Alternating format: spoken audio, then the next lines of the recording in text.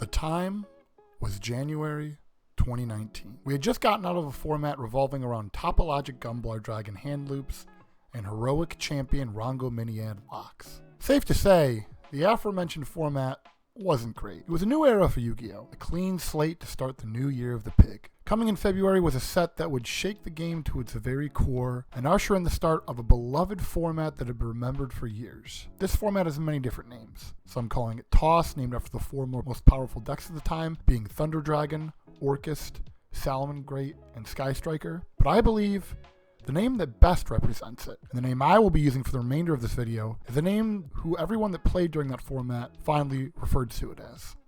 This format is looked back as a modern masterpiece, with each deck having its own check and balance to another, while still allowing a plethora of decks to be viable. It lasted quite a while.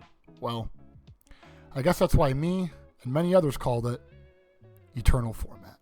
The format saw a lot of play over an extended period of time. And while I stated before it started in 2019, the earlier pillars of the format were released a little earlier. So let's start with them. Beginning with Dark Saviors, released in May of 2018.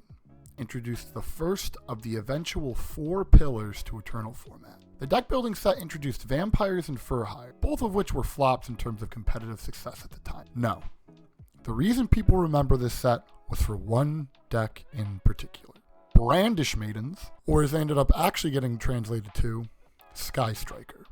This deck was absurd. The deck pivoted around a myriad of link ones that could be exchanged with one another, allowing one body to turn into multiple pieces of advantage. A single ray could end up being an add back, a search, and a dump with the later introduced Hayate. It resolved around a bunch of extremely powerful spells that got significantly stronger if there were 3 or more spells engraved and no monsters in the main monster zone. But all of these spells paled in comparison to Sky Striker, Mobilize, Engage. This spell searched a card. However, if your grave had 3 or more spells in it, you got to draw a card. It was not once per turn and led to players resolving multiple copies, ended up in going +2, 3, 4, and even more. Combined with multi-roll that was really just a retrained spellbook of Judgment, and you had an insane mid-range control deck who drowned you out of the game with obscene advantage. This deck would be played in multiple forms, including Pure, True Draco, an engine for other decks, being splashed Trickstar, and even combining with Orcus towards the end. This deck had formed the first pillar of the format, soon to meet its hardest matchup, however, by a bunch of purple dragons. Soul Fusion, released towards the end of 2018, introduced plenty of powerful cards, including another round to the TCG exclusive Danger Monsters, including the best one ever, Tsuchinoko, He Adorable, generic Chaos support in the form of the still played to this day Chaos Dragon Levianeer, one of the most powerful going second tools in the form of Dino Wrestler Pankratops, and of course, one of my personal favorite decks of all time, Thunder Dragon. This deck was fierce, the epitome of a combo deck at the time, and had a multitude of different builds. Up until the aforementioned ban list, people were utilizing Brilliant Fusion to send a Thunder to grave and using Invocation to banish the Thunder monster from grave to trigger them. Some later builds introduced boards of Triple Colossus Pass in the Pure version, which is framed around the still banned to this day Thunder Dragon Colossus. An extremely powerful fusion monster that could be cheated out by tributing a monster after utilizing a Thunder effect monster's effect in hand, and this pure deck could end on 3 with relative ease, all the way to the pivotal and devastating Danger Thunder Dragon. This deck was polarizing, subjugating the Danger monsters in order to spam the board with bodies, and through the use of the newly released Yugioh Skull Dread, allowed the deck to end on multiple interruptions in Colossus, and some new dragon cards that allowed for the cheating out of cards like Hot Red Abyss. Speaking of those new dragon cards, this leads us to Savage Strike was introduced into the TCG on the 1st of February, 2019, and introduced a myriad of powerful cards, including but not limited to cards like Borlode Savage Dragon, Pot of Extravagance, and Thanos Dragon himself, Fantastical Dragon Phantasme. Speaking of those powerful dragons I mentioned before, it also introduced the Guard Dragons, a series of insanely powerful extra deck monsters that can special summon a dragon from the grave, deck, or even extra deck. This set would bolster a number of strategies, including the Salamangreat structure deck, into which this included an absolutely pivotal card for this strategy and is what many players remember the deck by, Salamangreat Sunlight Wolf.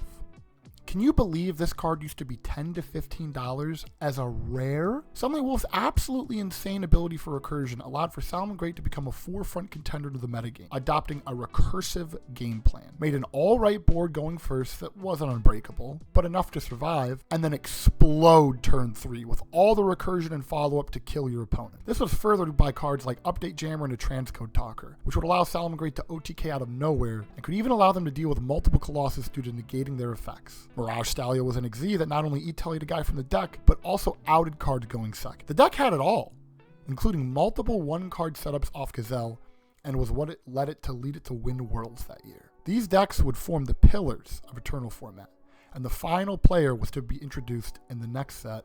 Dark Neostorm was released on May 3rd, 2019, and introduced the last pillar of Eternal format, Orchest. Well, that's not entirely true. Orchest debuted in Soul Fusion, but this set gave them the tools they needed to compete, mainly in Dingirsu, the Orchest of the Evening Star. This card was absolutely custom at the time, being able to be simply slapped on top of any Orchest Link monster, and either sending, non-targeting by the way, a card on the field to the graveyard, or you could attach a banished monster for follow-up. This mechanical menace allowed the deck to have legs to stand on. Do you remember Instant Fusion summoning out a Winda and using Dingirsu to protect her at end phase? Because I sure do, because for some reason they also decided that this card needed a protection effect for your entire field. They also got a searchable counter trap that gave them follow-up. This combined with Orchestrated Babel released earlier allowed the deck to not only play on their turn, but also on your turn and have a pretty solid interruption with cards like Single Skeleton into Dingirsu. This thus formed the last pillar of Eternal format, or again, as some people refer, Toss format, including Thunder Dragon, Orchest, Sky Striker, and Salamangreat. But this wasn't all that was playable. Many rogue decks were. Altergeist was an extremely playable deck at the time, getting huge cards like Multi-Faker and Pot of Extravagance. One of the most deadly hand trap combos you could get hit with was Multi-Faker into Imperm. Negating a card then summoning out a free bounce was insane. And their going first capacity was absurd, setting multiple purple cards and in-engine recursion that eventually led to multiple Hextia, which once you saw that card, the game was over. There were multiple Pendulum Guard Dragon builds, including the regular Pen Magician and Zephyra, that introduced along with the Heavy Metal Foes Electromite, ended on huge boards rivaling that of even Dangerous Thunder, but in a different way, just producing a lot of actual negates. Subterror, another control deck like Geist, also came into the picture, and is one of the first flip effect decks to really see meta play. Subterror Guru is one hell of a card, and that combined with Fiendus allowed it to stand up. True Draco also saw play, including the extremely based Sky Striker True Draco deck, which is just one of the most innovative decks I've ever seen. With all this, you think it would be a format people would play in retro to some extent, right? Well, there's a couple problems. Hey, I just want to interject real quick. This is Editor Dave, and I just wanted to say that Konami just announced at YCS Las Vegas happening this weekend, at least as of February 23rd, that they will be having October 2019 Eternal format, which is super based, but the points that I included I thought were still relevant, so I'm still going to leave them in. Firstly, nobody can really seem to agree on the ban list. Some think it's January 1st as a definitive, some want the list in July, some want the list in October, etc. The format is called Eternal because it lasted close to 2 years, with some saying it started in 2018 all the way to the end of 2019, and some saying just 2019. Different cards were hit and released at each interval, so no one can really agree. 2, it's still a little too modern. While 5 years ago at this point, it's still definitely in the modern landscape of Yu-Gi-Oh! People generally want to go back to retro Yu-Gi-Oh! To experience older decks, older rules, and a slower game. But Eternal format isn't that. It's still fast-paced, and a master rule that many didn't like, and it's not that old. So I think it's got at least another 5 years before people really consider it. And 3, maybe it wasn't as good as we thought it was. Decks at the time were extremely expensive. I remember Engage being over $100 a piece, Dingirsu being $50, Colossus being $80, which you needed 3, and Phantasme, which was almost a necessary card for Salamangreat, being over $100. And while the rogue decks were available, like I mentioned, they were a significant step down from the 4 main pillars, which generally took 70 to 75% of top cut. So, is that it then? Was it all just nostalgia and nothing was ever good? No, that's not the point I'm trying to make. I just wanted to point out that while it was a very beloved format, one that me, myself, and many others look back on very fondly, it's far from perfect, and it still had plenty of ailments that steep into normal Yu-Gi-Oh! To this day.